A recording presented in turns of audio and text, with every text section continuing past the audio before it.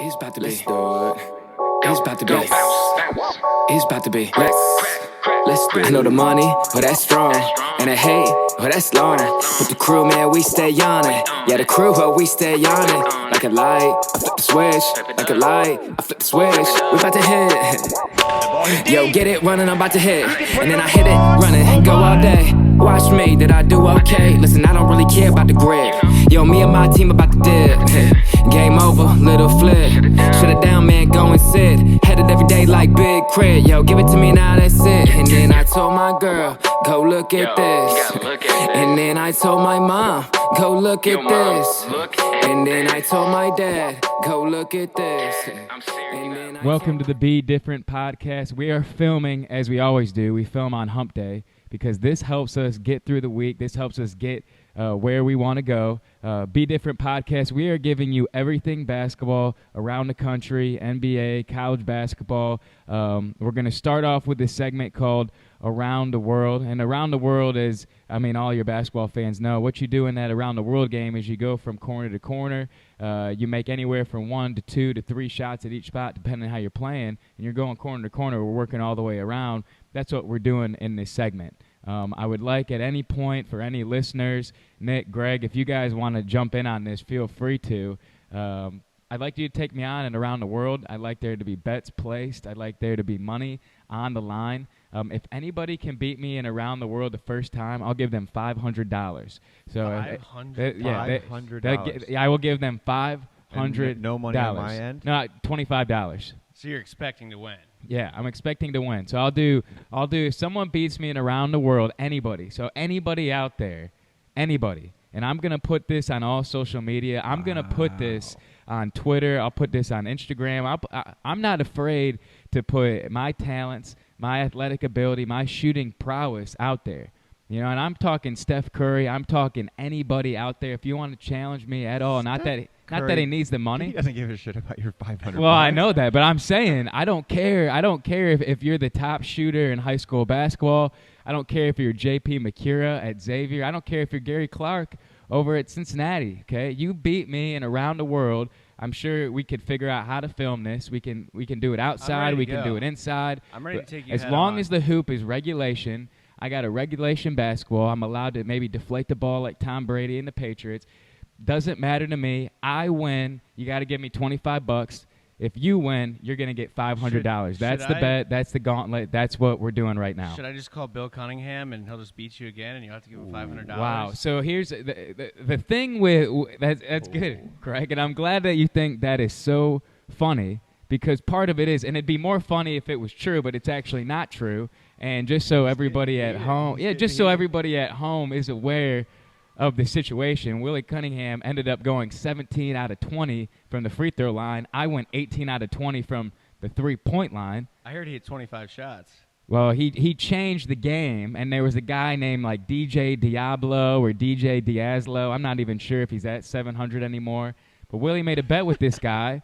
You know, next thing I know, I'm looking bad in my home gym in the Cintas Center. All right, so I got to talk with Greg Christopher, the AD. We got to get some more video footage out there. I've already posted it to some YouTube channels.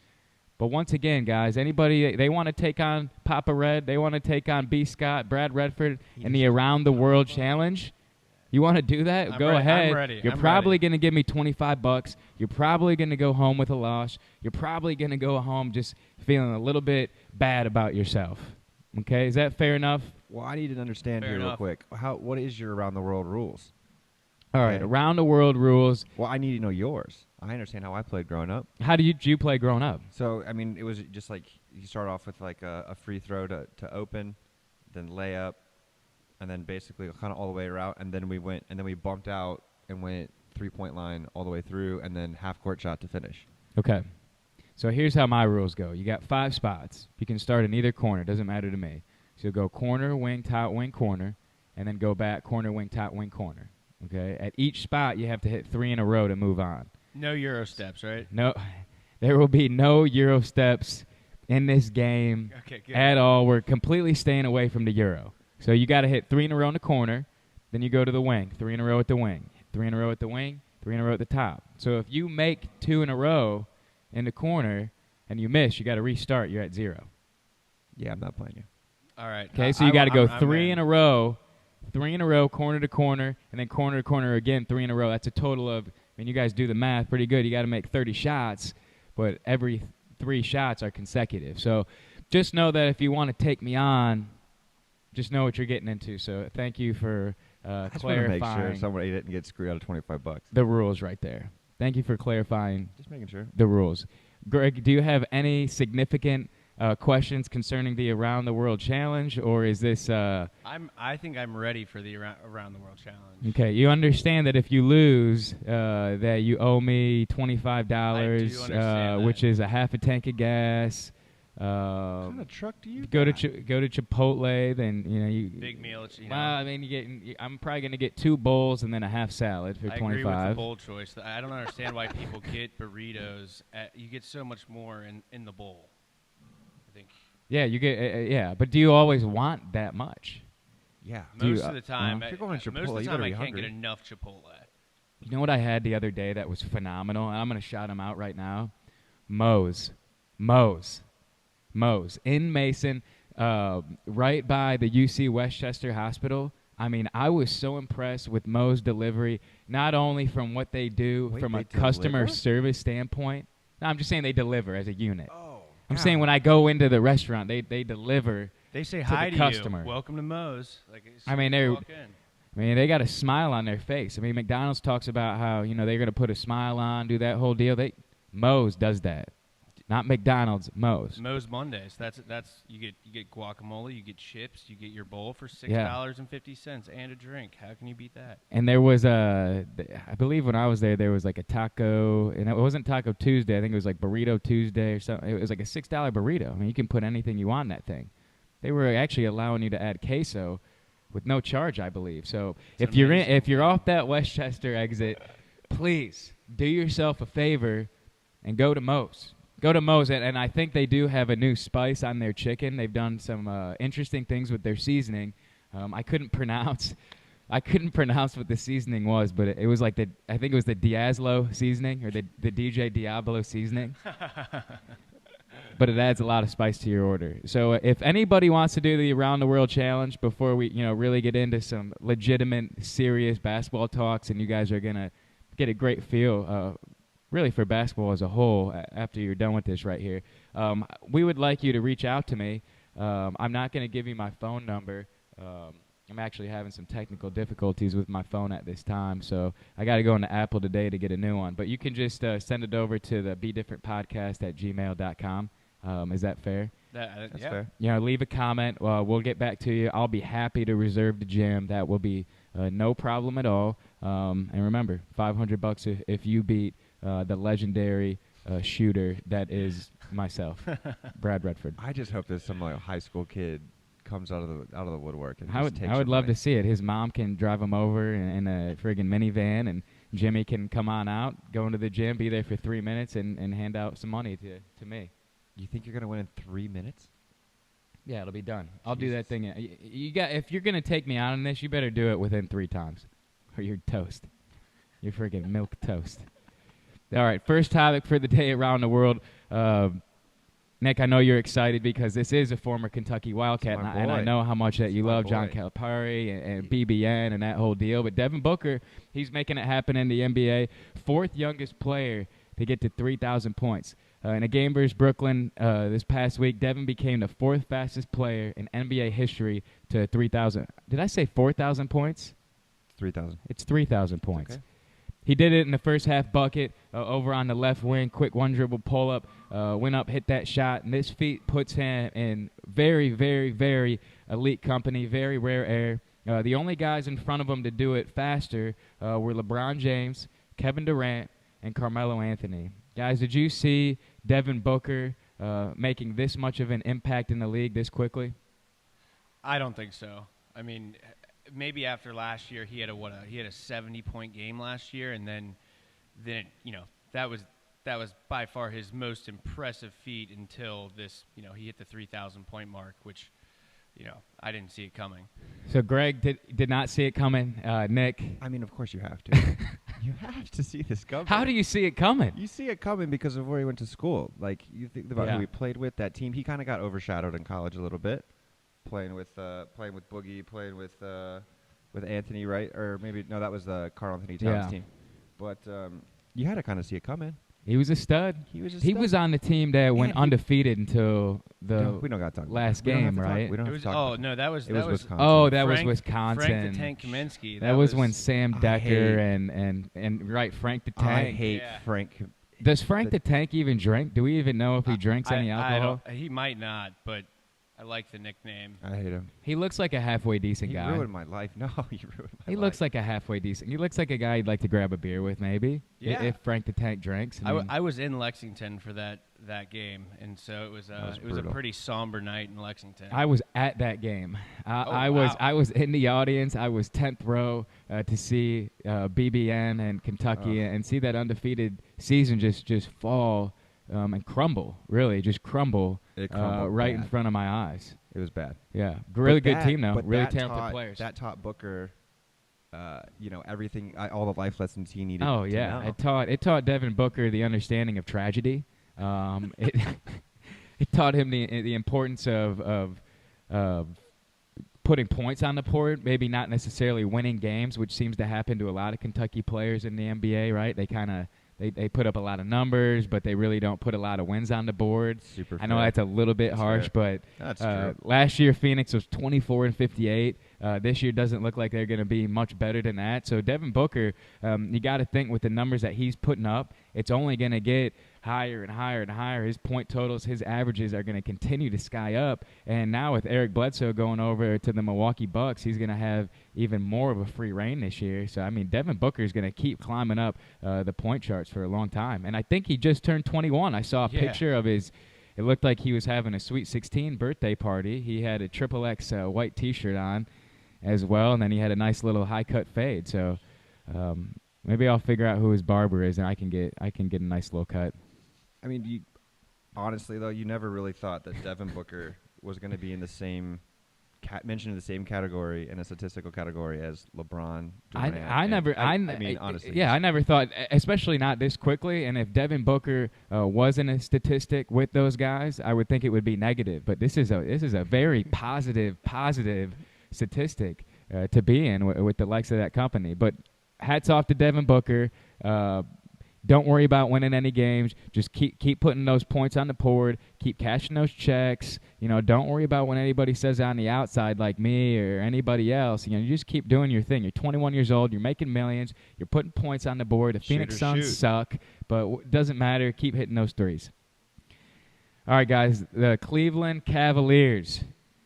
Are you guys Cavaliers fans, first of all? No, not at all. Absolutely hate them. Okay, so we don't have any Cavaliers fans here. I don't mind LeBron, but I wouldn't say I'm a Cavaliers fan. But right now the Cavs, they're 5-6. Okay, out of those losses, some of those come to teams like Orlando, Brooklyn, New Orleans, New York. Bad losses, teams that didn't make the playoffs last year. Dwayne Wade, who obviously everybody knows, he's a superstar.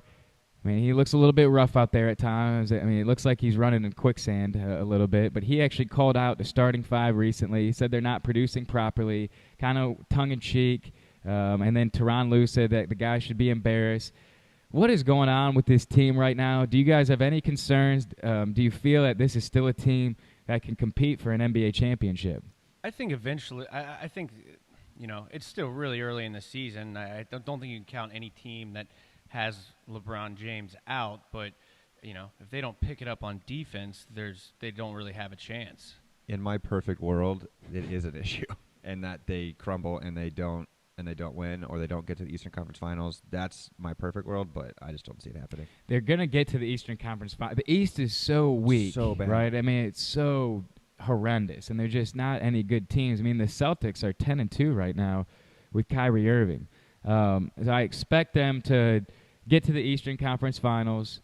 I still expect them to get to that final series and likely play Golden State. But I don't know. There's something about this team that's definitely off right now. And they were talking about one issue with this team was their communication, which doesn't make any sense to me because it's a veteran-led team. These are all older players? Why are they having trouble communicating on either side of the floor? Defensively, transition, they've been horrendous. They're allowing right now 109.8 points per 100 possessions. They are second worst in the Eastern Conference in overall defense. I mean, this team has some serious holes.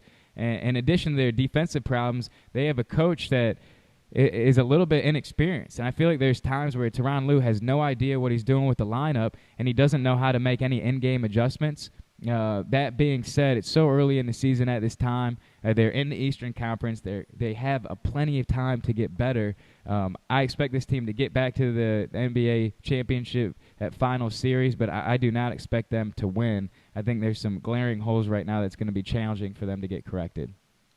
I don't think they're going to win, but they're going to get there. They're going to get there, right? I mean, the Celtics aren't going to be able to beat them. It's inevitable. If there was, could you imagine if Kyrie and the Celtics were able to, beat the Cavs in the playoffs? I mean, how? Oh man, that would be my most ideal situation ever.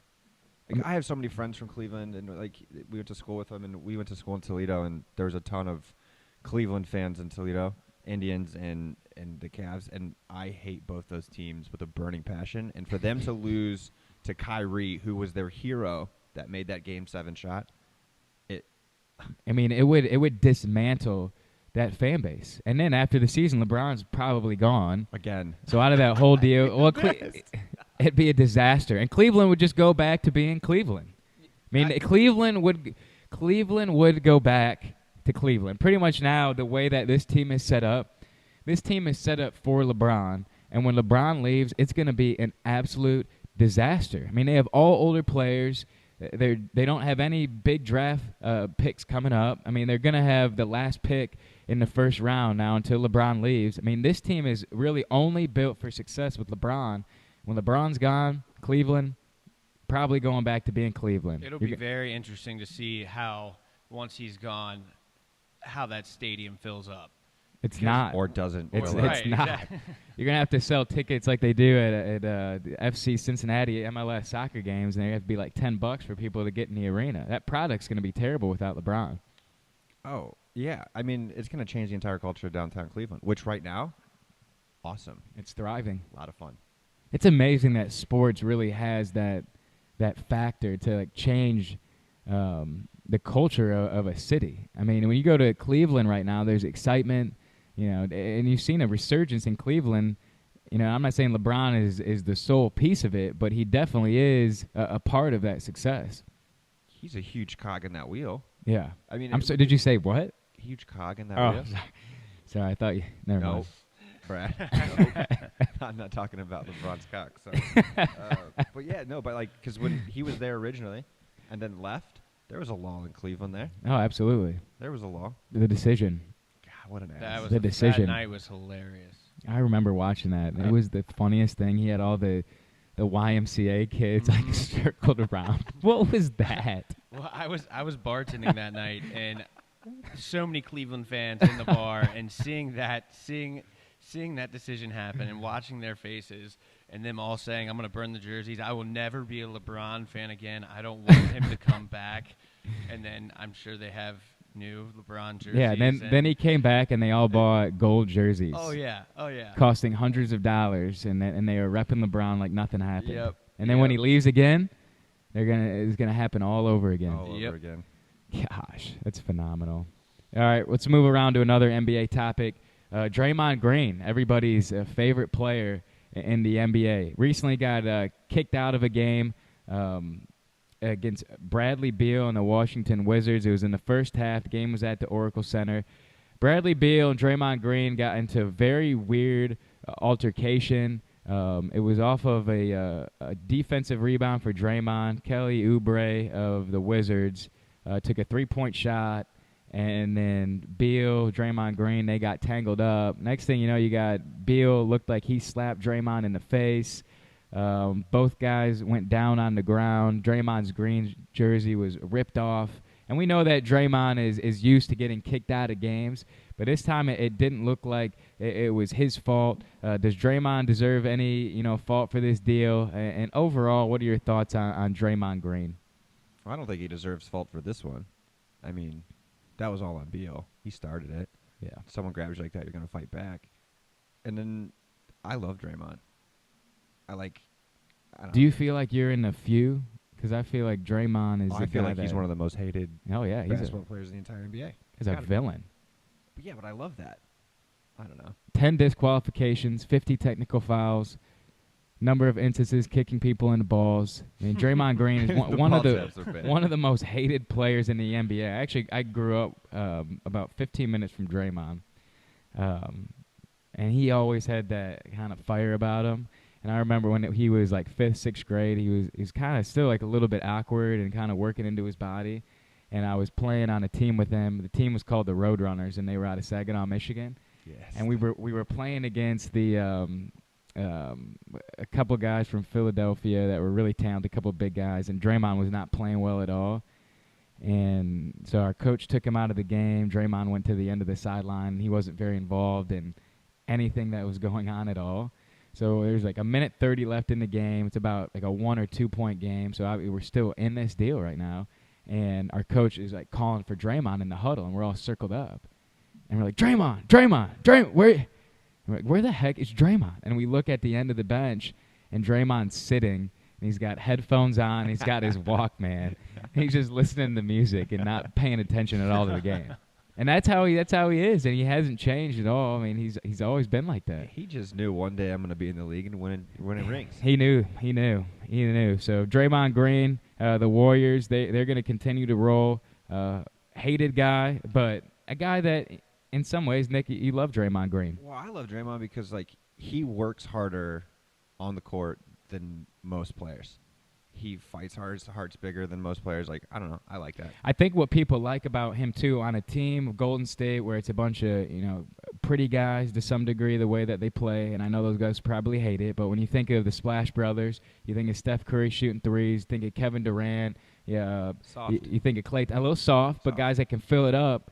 Draymond Green is that guy that gives you toughness. He gives you that presence. Without Draymond Green, this team isn't considered one of the best teams of all time, and obviously right now the best team in the NBA. Correct. Do you think there's any way that they don't repeat? I don't see it. I don't see any team that's going to be able to compete with them in a 7-game series because no one's going to be able to outscore this Golden State team 4 times. There's no way. I mean, you might get lucky, 2 times, 1 time. You're not beating this team. There's no team out there that has the depth that these guys have, and even Swaggy P coming off the bench, he's filling it up. He's shooting right now almost 45% from the 3-point line. I mean, if you have another guy off the bench shooting at that type of clip, I mean, I don't see any team touching Golden State in the NBA playoffs. Yeah, I agree. Yeah, there's no way. All right, another story I'm super excited to talk about is college basketball players getting arrested. I love hearing about people getting in trouble, and this is an awesome story right here. But UCLA, they take on Georgia Tech in China, in Shanghai actually. There's been a lot of noise made off of the court. 3 players were arrested, and yes, LiAngelo Ball was one of the players that was in a Chinese prison for a certain amount of time. The 2 other players with LiAngelo Ball, as we know, the son of one of my favorite guys, LeVar Ball, and the brother of one of my favorite players, Lonzo Ball, he was arrested, as well as a couple other freshmen from UCLA who, to this time, are not as nearly well-known as LiAngelo. So I think these guys are out of prison right now, so I'm not sure what happened at this deal, and I'm not sure what they shoplifted. I can give you an update. Okay, do we have an update? That'd be phenomenal. Breaking news.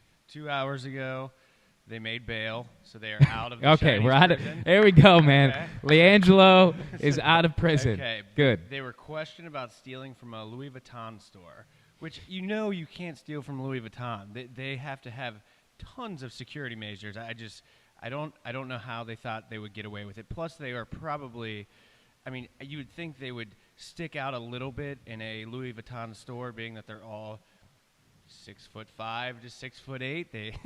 I really thought you were going to say something different there. Yeah. 6'5", 6'8". How else do you want to describe this? Just a lot taller than everyone.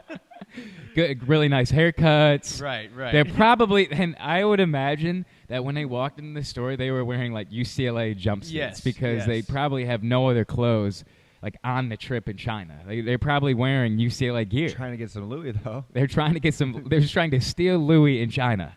Why are they trying to shoplift on their break in China?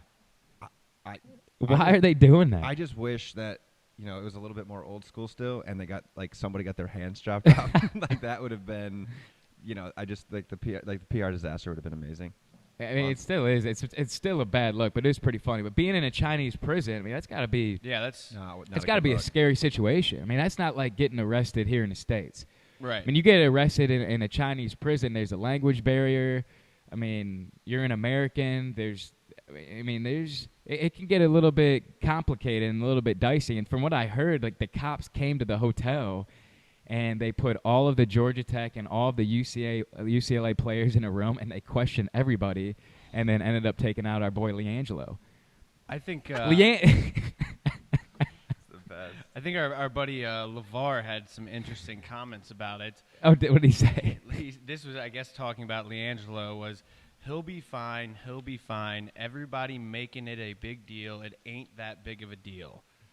So that's great parenting. It's not that big of a deal that my son went into a Louis Vuitton store and tried to steal from there. No, Yeah, not a big deal. You will never hear me say anything negative about LeVar Ball. You won't. That's So you think that parenting. that's his fantastic. parenting method. Kids make mistakes. I get that. Kids make mistakes, and our boy LiAngelo, I'll say it again, he is going to be just fine. He's gonna move on from this. He maybe he wanted a little attention. Maybe he feels like dad. He needs attention. Maybe he feels like dad's at the Staples Center and he's not patting me on the back anymore. He's not tapping me on the butt and saying, "Hey, LiAngelo, good workout." All he wants to do is hang out with Lonzo and drink Coronas and Hennessy after the games. Okay.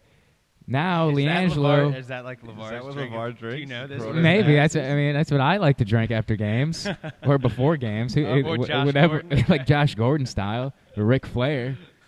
We're just drinking through every single day and moment of life. Maybe he needed some tension. He needed attention from LeVar. He missed his dad. He's caught up in the LA lights. It's just a LeVar young Ball's boy. got Nick Van Exel on speed dial now. I mean, he doesn't care about LiAngelo. LiAngelo will probably barely play at UCLA. Yeah. I mean, he seems to be the least touted of LaMelo balls. and all the balls. So you don't think? What do you think? Like LaMelo's gonna steal? What's gonna happen? I don't know. More I could- time from the It's like LiAngelo, essentially. steal some clippers from the barbershop. I don't know, but I think LiAngelo's on the right track. I think he's on the right track. This is obviously a step forward in your mind. This is LiAngelo breaking away from a norm. This is him saying, "Hey, I'm not your normal ball brother. Okay, I'm not just a normal ball brother living out in the suburbs. I'm street. Okay, I'm tough. Yeah. I did steal That's- Louis. Yeah, so I'm stealing. I'm shoplifting. I'm stealing this. I'm gonna get my own show. I may not play, but I'm gonna be the hardest. I'm gonna be the toughest. I mean, you follow him on his Instagram. The guy barely ever smiles. I'm afraid of him. I'm afraid of What him. would Lonzo have to do for you to condemn him? For you Ooh. to actually say Wait, he's Lonzo doing or something? Or LeVar. LeVar or Lonzo, would they actually have to murder someone for you to be like, no? Took the words right out of my mouth. The only way I'm saying anything negative about these guys if they murder somebody, and I don't. And the only people I'm seeing getting murdered right now is people on the court that are playing Lonzo. Yeah. Okay, that's all I got right now. The Balls are my favorite family out there. LiAngelo, if you need a promoter, you need a marketer, I'm here. I'm here, okay? I'm here. You don't even have to take me on and around the world. I'll give you $500, all right? Let me be your promoter. Do you think that he beat you in that around the world There's game? no chance that LiAngelo would beat me. I'll give LeVar Ball a chance just because I feel like he's such a good talker, and he'd have a small chance of getting in my head. Throw you off a little Hey, bit. he could. He could. Lonzo would have no chance. Right Which now. leads us into our next topic around the world. Lonzo Ball and his shooting is absolutely terrible, and I love Lonzo. I think he's a great player.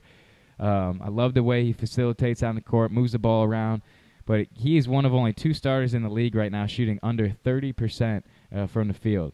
This past week, Lonzo only took 2 shots and a loss to Portland. He followed that up with a 3 for 15 effort against the Nets. To this point in the season, the rookie guard is 11 of 47 from the 3-point line. Guys, what are we gonna do about our boy not Lamella or not LiAngelo, the shoplifter, the stealer? What are we gonna do about Lonzo, who's playing on the court?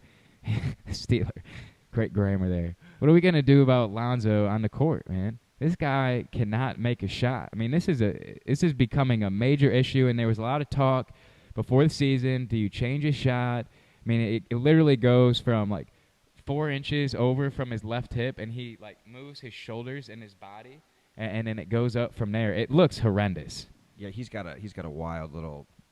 I don't know. I don't even know what I would call that shot. That shot is so hideous. I mean, it is so ugly, and it's slow, and it takes too much time for him to get his shot off. He has his true shooting percentage he's the worst in the league. His true Worst in the league? Yeah, it is at like a 359 right now. The number 2 is Marcus Smart at 430. So it's not even close how bad he shot this season. It's bad. And I'm a fan. I would say I'm definitely a fan. He shot well at UCLA, right? I mean, can you get that? What his shooting percentage at UCLA So it was, I looked at it yesterday, it was around 40. Right around 40% from 3. He's just got a lot of pressure, man. LA, big lights, rookie season. All the weight's on him. He'll be all right. He does have a lot of pressure right now. I mean, he's expected to be the face of that franchise. They've touted him as such. LeVar Ball did say that if you let Lonzo play the entire fourth quarter, the Lakers will always win. So, I mean, that's great stuff. Yeah. That's great stuff. They're gonna go they'll go undefeated. They'll go undefeated if Lonzo plays. Yeah, Luke Walton's definitely gonna take that to heart. Lonzo needs to change his shot. That thing's terrible. So after the season, when he shoots his 30% from the floor, 28% from the 3-point line, like, time to go back to the drawing board and like change a couple things. Because if he's thinking about that ball is all the way over on his left hip. So when he's dribbling the ball with his right hand, he has to grab it, switch it over to his left hip, and then slide. There's too much movement in that shot. He needs to adjust it. If I'm him and I get done with this season after the Lakers miss the playoffs, I mean, I need to correct my shot, because for him to be a legitimate player and a legitimate point guard, he has to make threes. And he compares himself to Jason Kidd. Jason Kidd shot a tremendous percentage from the 3-point line. He was like overall probably a 90% free throw shooter. Like, I mean, he's one of the best free throw shooters ever. Yeah, I'm not concerned with Lonzo yet, because I feel like he's a really good player and he does everything else so well. I mean, if he can just figure out his shooting, I mean, he's going to be a phenomenal player and become an all-star type player. Oh, for sure. Yeah, I mean, but he's got to get this together. Yeah, I think he'll be okay. Let's go to another guy who's really got his stuff together, and that's Grayson Allen. Okay, Grayson Allen has his stuff together. Okay, Duke a couple weeks ago had their Midnight Madness, and I just wanted to talk with you guys about this. As Grayson Allen was introduced, he put on Cascada's "Every Time We Touch" as his opening song. A classic techno club banger. The song starts off a little bit slow. You know, Grayson Allen was kind of like laying in the weeds. Next thing you know, you got, Grayson Allen. He's putting his hands over his head. He's clapping. Next thing you know, team follows. Then all of a sudden, the beat drops in. It gets exciting, and then the crowd is going absolutely crazy. Guys, how did you feel about the song? Remember, it's called Every Time We Touch. Kind of a little bit girly song. I'll say that, a little girly song. What were your thoughts on that presentation there by Grayson Allen, Duke Blue Devils? You're shaking your head back there. You're making me feel uncomfortable. That video made me feel uncomfortable. It was awkward. I get it, college kids being college kids trying to have a little fun, but what a douche! I can't stand that guy. I just can't. I'm not a big fan. I'm not a big fan either. And I thought it was also guys very, very, very awkward. You're seeing this all wrong. Guys, I don't think so. You have to look at the long line of white Duke players that have come before Grayson Allen. Okay, there's a long line of them. There's Christian Laettner. Hate him. There's J.J. Redick. Also hate him. Great guy. Probably Great guy. Good dude. Steve Wojciechowski. There's Greg Paulus. There's so many white guys. And what Grayson Allen was doing right here is Grayson Allen, he was truly, truly embracing his whiteness as a player. And he was truly embracing his villain role, and you could see that crowd just salivating off of the excitement that Grayson Allen gave them. And every time we touch, is it one of my favorite songs? Is it something that I would come out to? No. But he's the most hated Duke white player, and he embraced his whiteness. He embraced that villain role, and I applaud Grayson Allen. And if I was in that audience, I might have jumped on the court. How excited I was! He's had that role since his freshman year. Yeah, but now he's a senior. He's a senior on a young team, and he went out there and he said, "Listen, guys, this is my crowd. I can put on Cascadas every time we touch, and I'm gonna still get this place rocking." All right. He didn't put on Migos. All right. He didn't put on Young Jock. He didn't put on Jigga. He didn't. He didn't put on 21 Savage. He put on Cascada. Every time we touch, he embraced his whiteness, I guess. and he won that audience, just like he's gonna win this year in college basketball. Grayson Allen, I applaud you. I applaud you for your efforts, even though you look a little bit like a skinny version of Ted Cruz. He does. Grayson Allen, you're a legend. And I hate you. Let's go to another young college player out there, Joel Berry, that other team in North Carolina, the Tar Heels, light powder blue. Joel Berry, Carolina, they're coming off a pretty good year. They won a national championship. Yeah, it's nice to see them out of the NCAA issues, NCAA violations, and they can, at least for the time being, focus on basketball games. But guys, Joel Berry, he broke his hand. He was playing a video game. I believe it was PS4 with a team manager. I think his name was Steve. So Joel was playing with Steve, and Steve got the best of Joel, and Joel got a little bit pissed. Joel ended up punching a wall, and Joel broke his hand. So he is out for the Tar Heels right now. So Roy Williams said that he loves his intensity and Joel's fire. What do you make of Joel Berry and his situation with Steve, the manager? I wish I could see the play of that. I want to know if it was the end of the game. Was it a specific play? I want to know why you break your hand if you're a point guard after a video game. I've gotten really pissed at video games. I understand. I would never get that mad about 2K17, but FIFA, I understand. No, so you would get upset. Oh, anger. Like still? Yeah. Okay. I'm like a grown man-child when it comes to that. Oh, I would just. Wow. Okay. I think it's really fun. Like I would more like to see what the manager's reaction was, just because like you see him do that, he's probably going, "Oh, my hand," and he's like, "I'm probably not gonna be the manager anymore." Like I have to tell Roy Williams, your best returning starter has a broken hand because I beat him in a video game. I'm just imagining Joe Berry coming over to Steve's like room, just over Steve's dorm room. There's just shit all over the place, and like Steve's like, "I'm gonna play with the Pistons," and then friggin' Joe Berry comes in and he's playing with Golden State or Cleveland, and friggin' Steve beats him with a bunch of friggin' slaps, and Stan Van Gundy coaching, and they probably are smoking pot or something after the game, and then Joel just freaked out, and Joel just completely lost his mind. Oh man, It had to be. That would be great. It's a great story. It's great. Joel, he'll be fine. I mean, his broken hand, he'll be fine. I mean, I don't think he has to get surgery.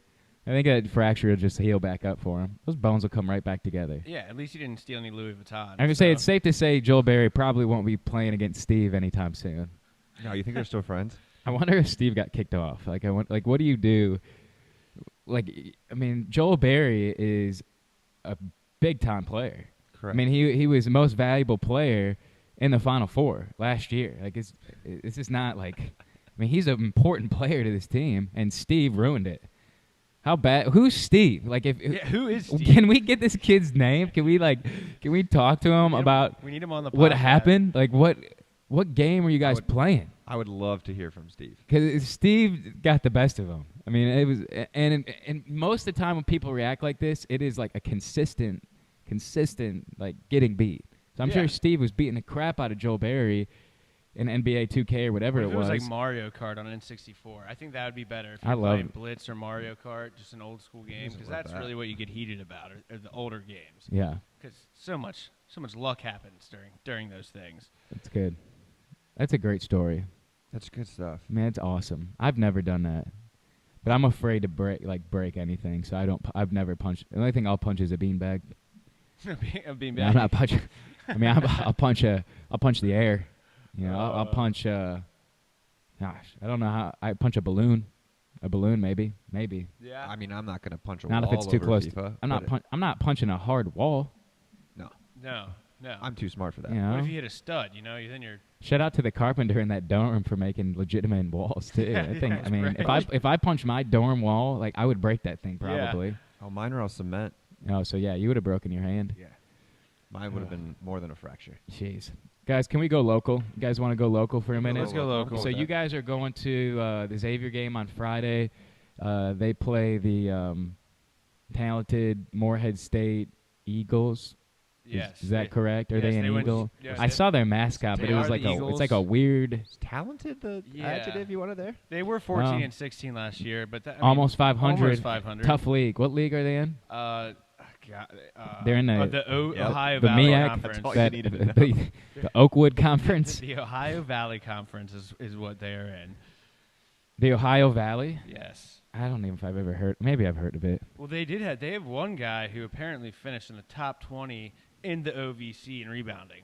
Top 20 Yes. in the OBC. That's the stat line that they decide to so they can't be that great. Well, it's not going to be a good game. I can tell you, Xavier's going to pound these guys. It's going to be a 20, 30-point game, but I mean, Who are you most interested in seeing? Oh, on the Xavier side, Yeah. the arena. I'm interested in seeing the arena. I don't really. You can't see anything. You can't. There's really nothing from these games that you're gonna get. I mean, they're just to pick them up a win. Morehead State will make a few bucks, and then you'll move on to the next game. I mean, there's not. You can't take anything away from it. I mean, I think like a game like this, all I really want to see, I want to see the freshmen. Yeah. That's it. I want to see the freshmen. Yeah, the arena. I can't wait to see that. But it'll be interesting. I haven't got to see Marshall or Scruggs play yet, so it'll be. I'm intrigued by Scruggs. I want to see what this kid can do. Marshall's going to be their best freshman this year. Yeah. I mean, he's really good. I mean, I was over at the exhibition game against Thomas More, a Division III team just across the river in northern Kentucky, and Najee Marshall is impressive. I mean, he had a big time dunk in transition, came from the right side to the left side, and he dunked hard. Like, it wasn't like a little tap in dunk and like I'm bashful and I'm shy. It was like I'm ready and I'm here. So I like to see that out of a freshman. But he played like 25 minutes in that game, I think. yeah, and he started because started? Trayvon's out, and that's I I didn't know Trayvon was out for that game. yeah. Also. So Trayvon didn't play; he's still having issues with his shoulder, and then JP is still kind of struggling a little bit with his ankle. So Yeah. your two best players are having some injury issues. I mean, over time, I don't think it'll become anything, but I mean, yeah, it'd be fun to see those freshmen. Do you think that Trayvon would heal quicker if he was allowed to smoke? No. Okay. Yeah, I mean, it's a good question. I mean, that'd be a good question for Trayvon. I'll probably say hi first before I. I'm probably not. It's probably not something I'm gonna ask him. But but yeah, maybe. Yeah, I mean, right. I mean, marijuana it can be good for ailments. I mean, who knows? Maybe Maybe, inflammation, right? good I mean, stuff, it's good for things. Yeah, it's good for a lot of things. So maybe. Yeah, so probably. Yeah, that's probably why it's taking an extra few days. Let's move on to the other team. On that note, thanks, Nick, for bringing that up. Sorry, I couldn't help myself. I know, I could tell. It's early. It is early, but a valid question. A valid question. No one's that some people don't ask. Because we're assuming that he partakes in the green based on Alleged reports. in his car in Indianapolis. Alleged. He was just moving a shipment of one joint from the passenger seat to somewhere. Correct. I think it fell in at a traffic stop. His window was open. I heard there was like an overpass bridge. That's what I heard. Yeah, there was. Something. Yeah, there was like a little All overpass. rumors. So that's good. Cincinnati Bearcats. They have a high ranking. So they're actually playing on Friday at noon. Okay, and they're playing Friday at noon because Northern Kentucky has their home opener at 7, which I'll be doing that game. So Cincinnati's playing at noon at BB&T Arena in Highland Heights. What are you guys looking forward to seeing from Cincinnati? Believe they're playing Savannah State, right? That's just gonna. I actually played in Savannah State's gym at one point. I was down. Oh there. yeah, What was that like? It was. I mean, can you imagine just walking into a college's gym and being able to go on the floor and just play basketball all night?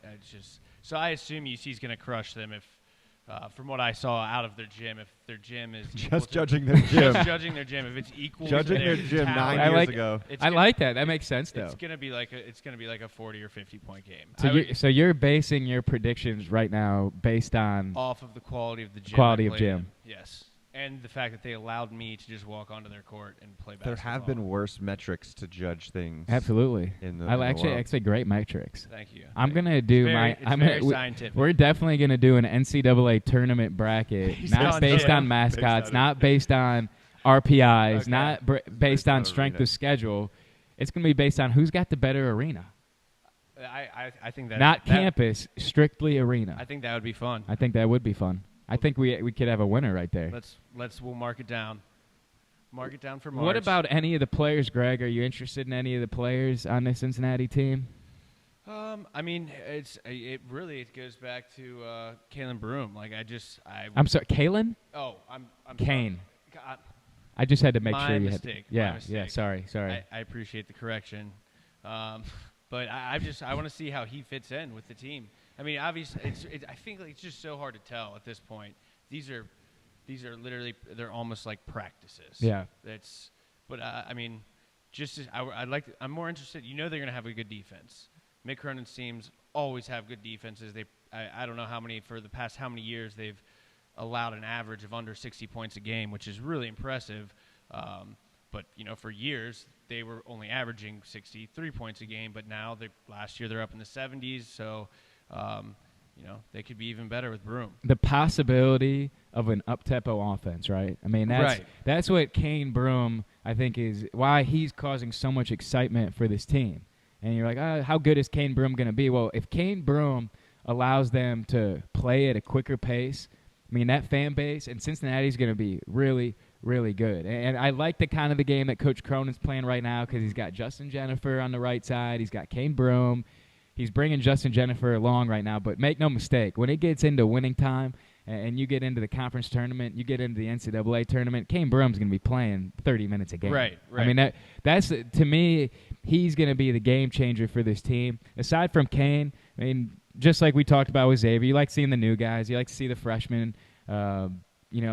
Maybe Cumberland, just because I've heard he's made some strides physically and looks a little bit thinner and a little bit more athletic. But a guy like Keith Williams, who had 20 points in the black and red game last week, like I'm interested to see, okay, is he a guy who can come off the bench and give them a big spark in certain games?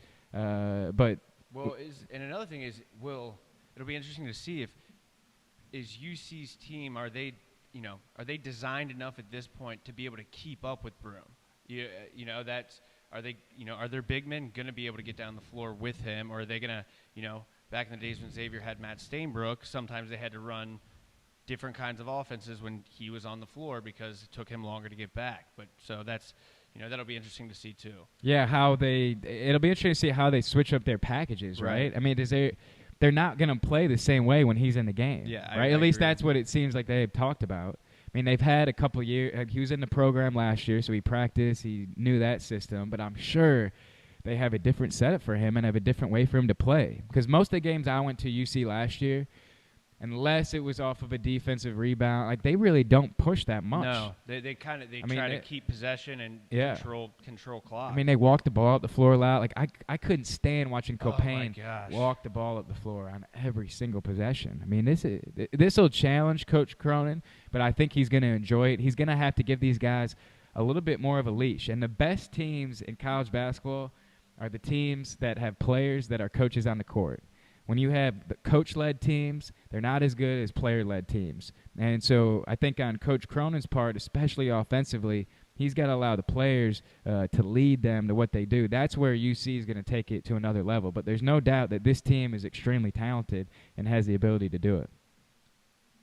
Fellas, that's around the world. That's every topic. I mean, NBA, we hit it all, from Grayson Allen and his whiteness to Nick's favorite player, Trayvon Blewett, to LiAngelo Ball and UCLA getting arrested. College basketball season tips off Friday. We'll have a ton to talk about. Next week, we will have Andy Mack on to preview Xavier, who will take on Wisconsin in Madison, and then we'll have Leonard Stokes on as well. So we'll talk about the games, Xavier Morehead State, Cincinnati Savannah State, what's coming next, and we're going to bring you just greatness every single time that we come on the mic. 110%. And if anyone missed it on the beginning of the podcast, the Around the World Challenge is still available to anybody, okay? And I can't look the camera in the eye because there's a bunch of cameras here, and I'm not sure which one to look at. Maybe it's that one here. Can I look at that one? You can okay. look at that one. So if anybody is out there and wants to take me out in the Around the World Challenge, please contact me, BeDifferentPodcast@gmail.com, or hit us up on Twitter, YouTube, and whatever you want to do, okay? Here's the deal. You take me on, I'll get the gym. We'll reserve the time. And what we'll do is if I win, I will give you $500, okay? If you lose, you owe me $25. The Be Different Podcast, Around the World Challenge, let's make it happen. Contact me. Let me know. We will be back in a few short moments with the Hat Gamble.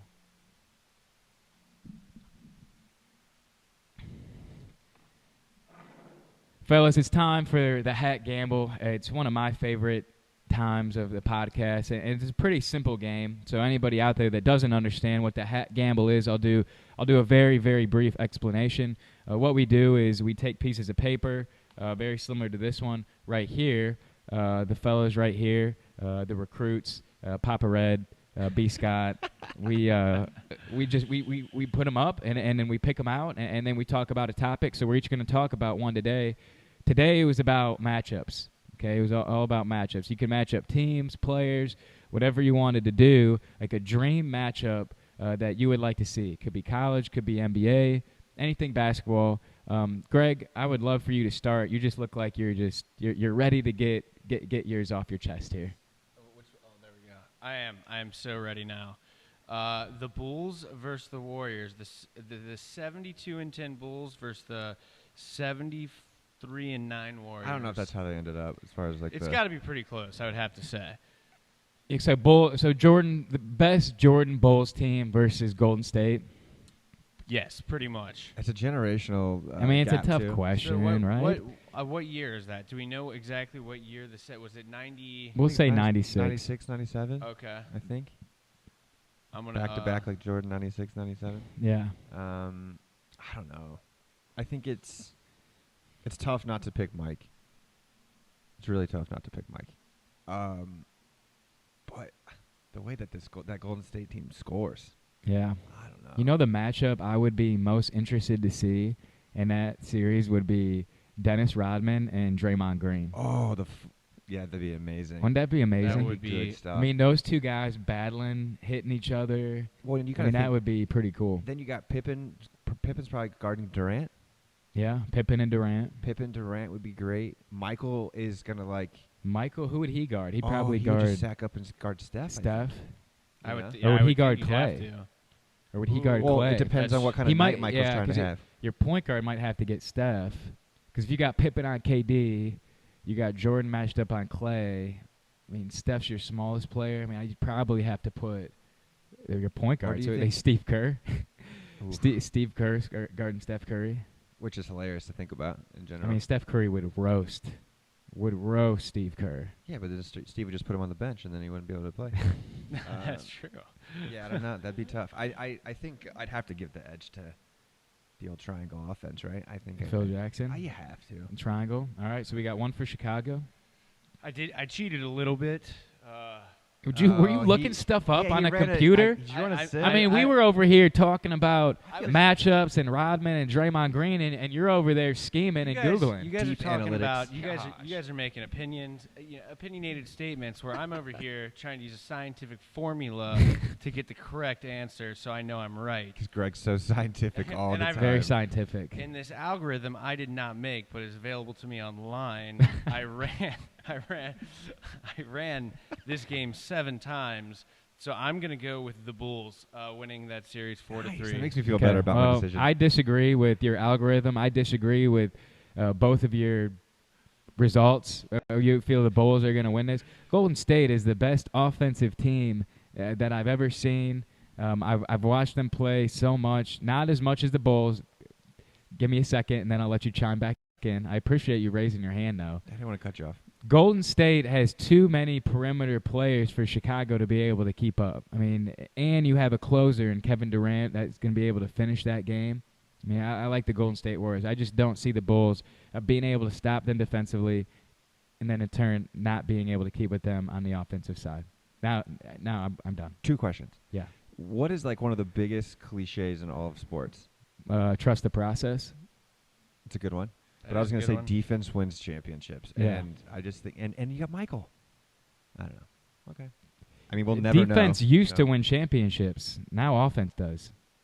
Ooh. Offense wins championships in the NFL. Offense wins championships in the NBA. I mean, I think I think it applies more for that saying applies more for the NFL for sure. I mean, but the NBA changed once. Now there's teams have 4 guys on the court who can shoot threes. I feel like back in the 90s you had more 2 guys who could shoot the 3 ball, and then you had some bruisers inside that they were there for rebounds and maybe mid-range jumpers. it's a different game. It's a different game, and that's why I don't think the Bulls can stay with them. This is the modern era team, guys. This is the creme de la creme of basketball right now. The Chicago Bulls and Michael Jordan, and they're going to go home crying.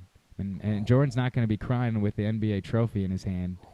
He's going to be crying with his mama or his divorced. I don't know what his situation is, but He's it'll a probably billionaire. be Doesn't by matter. himself. He'll be fine, or he'll go to the Bahamas and be on vacation. Do Yeah. his deal. How much money do you think Jordan would gamble on that particular game? That So matchup? much. All of it?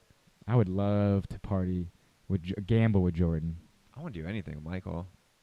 That'd be great. Yeah, it'd be great. I'd play golf with him. We'd golf. We'd gamble. I'll caddy for him. I'd pick his brain about life. How many mean- times have you thought about being friends with Michael Jordan? Is So this your day that you've planned out before? I mean, his Got a whole day mapped out. his airness. Yeah, like I mean, if I had a day with Michael Jordan, I mean, in my mind, we'd wake up. I'd make him breakfast. we'd wake up like in the same bed together. Not in or- the same bed. We'd be lodging together. I mean, we'd be in this. We'd be at like an Airbnb. You cook him breakfast in the morning. I'd make him some pancakes, man. That's Jordan looks like a guy who likes some cakes, so I'll give him. I'll throw a few blueberries in there, not too much, so it doesn't ruin the cake. I always hate when I get a blueberry pancake and there's just freaking blueberries all over. After that, we'd play a hot 18 holes. Have a couple Cubans. After that, we'd start drinking. We'd parlay that to drinks and conversation. We'd move on from drinks and conversation to heavy gambling, craps table, poker, blackjack. After that, we'd hit the club, and then we'd probably hit another club, and then. Sounds like a great day. I mean, that in my eyes. That'd be a perfect day with anybody, but Yeah. I was gonna But- say, you're just sounding but- like this. yeah, maybe this is it's just what I like to do every Saturday, pretty much. Yeah. So Yeah. if Michael could just join me one of my Saturdays, I would love that. Yeah. So yeah, all right. We want to move on to the next one Yeah, we here? can just do the next one. Do you want to do this one, or you want me to go Yeah, here? you can just go for Okay. it. All right, I got it. All right, this is a game I've always wanted to see. I want to see the number 1 ranked team in college basketball versus the worst team in the NBA. Would the college team be able to keep up with the NBA roster? Will you look up and see what the worst team in the NBA is right now? The worst. Yeah, let's look it up. I want your statistical, Let's go. Let's scientific go. reasoning. Algorithm guy, the science master. Okay, we got this. The short answer and the most likely answer is that any pro team would whoop down on any college basketball team. I think the Okay, college team would have a Ooh. legitimate chance. You got Dallas at 2-10 right now. And what's their roster? Can you Da- pick up their roster? Yeah. They got J.J. Barea, Harrison Barnes, Seth Curry, Oh, man, that's a Yogi chance, man. Ferrell, Look at it. Dorian Finney-Smith, Devin Harris. Jonathan Motley, Nerlens Noel, Dirk, obviously still on the team. I mean, it looks like a very mix and match roster for sure. So, yeah, I mean, that roster is not great, but they still have, I mean, one of the top picks in the draft. They still have an older Dirk. They have Nerlens Noel, who's a good college player. I mean, they have. So, I mean, my feeling is this: I don't think every year that the college team would be able to compete, but I think like once every 3 years that the best college team has enough NBA talent to compete with that lower-end team. Because essentially that team in college basketball is an NBA roster. Yeah, I mean, fair. Kentucky's had teams 2012. with 7 NBA players. 2012, we talked about Frank Kaminsky and screw him and all that stuff earlier, but that team in 7 games could have competed with the lowest NBA team. I don't think it's crazy to think that I agree. a college team could. I don't think there's a team in college this year that could play with them, but I do think every couple of years there's a team that can. I do. Sure. I do. I mean, I It's think just that. like it's like the idea that Alabama could beat the Browns. Right. It's Yeah. not. It's not. It's not unreasonable to be a close game. Yeah. Well, and then I think about another team in college that could compete with an NBA roster would have been the Florida team that came back when you had Brewer, you had Horford, That was you had unfair. Joakim Noah. So I mean, you don't think that team could have competed with an NBA roster? I mean, those guys pretty much all came into the league and started or were right there right away. I mean, so to me, I don't think it's every year because I think that would be ridiculous to say, oh, a college team could compete. But I think there are special situations, and the NBA is not like football. I mean, I think football would be more challenging just from a physicality standpoint Right. and from a grown man standpoint. And you need, you've got 53 guys Right. you need Instead of 5. to be at that level. Instead of my favorite, I think my favorite team besides the Xavier team I ever watched was the 2005, I think it was 2005 North Carolina team with Raymond Felton, Sean May, Rashad McCants. Rashad McCants. I mean, they had, and then they had solid. there was another guy that went, I think 4 of their starters went to the NBA. Yeah. They were good, and they all started right away. Oh, and that So was- I mean, I think you get a couple teams like that every Right. 3 years that have legitimate like 3 NBA starters, and when that happens, You can play. they can compete with the worst team in the Right. league because essentially they're made up of the same talent. They're made up of the same talent. The only difference is just it's your complete full-time job now. Yeah. right? That's the only difference. I mean, I think if you're at Kentucky or at a big program, it's your full-time job. they are student athletes, Brad. Yeah. All right. All right. All right. Cal Let's Power's finish. big on education. Let's finish it off on that note because that'll start Okay. that'll start me on a whole new tangent. And we don't need to go there right now. I got enough checks to worry about today. That's fair. We're ready for. We'll take a quick interlude here and go to the weekly wrap. Let's do it, Greg. Are you Alright, ready, B. sounds good. Scott, over there? Or Papa Red? I like Papa Red so much better, I think. Yeah, Papa Red will be back for the weekly wrap in a hot minute. Got to get in the mode. Guys, it's the end of the show. This is it. There's no more basketball talks. I think we've been through it all. So what we're going to do now is the weekly wrap where I'm no longer your friend. I'm no longer your analyst or whatever you want to call or whatever. I wouldn't call you my analyst. Whatever you want to call me. I am B. Scott, the musical legend, the rap genius, the rap connoisseur, the tongue twister, the magician with words. Let's turn the beat on.